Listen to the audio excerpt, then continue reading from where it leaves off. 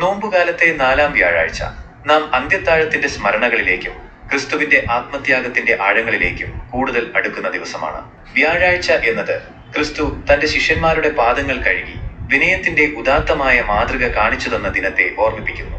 നോമ്പിന്റെ ഈ 4-ാം വാരത്തിൽ നമ്മുടെ ജീവിതത്തിൽ എത്രത്തോളം വിനയമുണ്ടെന്നും മറ്റുള്ളവരെ സേവിക്കാൻ നമ്മൾ എത്രത്തോളം തയ്യാറാണെന്നും ചിന്തിക്കാം. അധികാരം കാണിക്കാനല്ല, മറിച്ച് സ്നേഹത്തോടെ ശുശ്രൂഷിക്കാനാണ് നാം വിളിക്കപ്പെട്ടിരിക്കുന്നത്. വിശുദ്ധ കുർബാന എന്ന വലിയ രഹസ്യം നമുക്ക് നൽകപ്പെട്ടത് ഒരു വ്യാഴാഴ്ചയാണ്. ഈ നോമ്പുകാലത്ത് വിശുദ്ധ കുർബാനയിൽ കൂടുതൽ ഭക്തിയോടെ പങ്കുചേരാനും ക്രിസ്തുവിന്റെ ശരീരരക്തങ്ങൾ നമ്മുടെ ആത്മീയ ശക്തിയായി സ്വീകരിക്കാനും നമുക്ക് സാധിക്കണം. ക്രിസ്തു നമ്മോടൊപ്പമായിരിക്കാൻ തിരഞ്ഞെടുത്ത ഏറ്റവും വലിയ വഴിയാണ് വിശുദ്ധ കുർബാന. സ്നേഹത്തിന്റെ പുതിയ കൽപ്പന, ഞാൻ നിങ്ങളെ സ്നേഹിച്ചതുപോലെ നിങ്ങളും പരസ്പരം സ്നേഹിക്കുവിൻ എന്ന പുതിയ കൽപ്പന ക്രിസ്തു നൽകിയത് ഈ ദിവസത്തിന്റെ പശ്ചാത്തലത്തിലാണ്.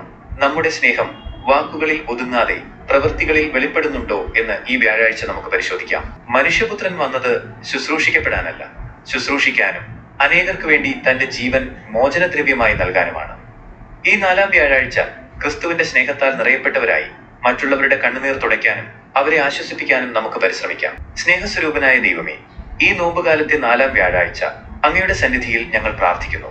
അന്ത്യത്താഴ വേളയിൽ അങ്ങയുടെ സ്നേഹം ശിഷ്യന്മാർക്ക് പങ്കുവച്ച് നൽകിയതുപോലെ ഞങ്ങളുടെ ജീവിതങ്ങളെയും അങ്ങയുടെ സ്നേഹത്താൽ നിറയ്ക്കണമേ.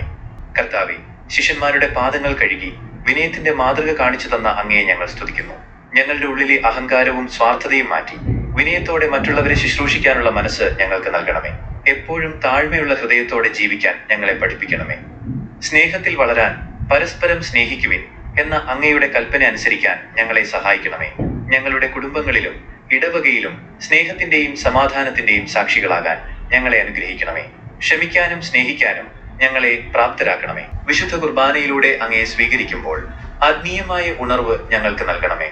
ജീവിതത്തിലെ ഓരോ നിമിഷവും അങ്ങയോട് ചേർന്ന് നിൽക്കാൻ ഞങ്ങൾ ആഗ്രഹിക്കുന്നു. ആമേൻ.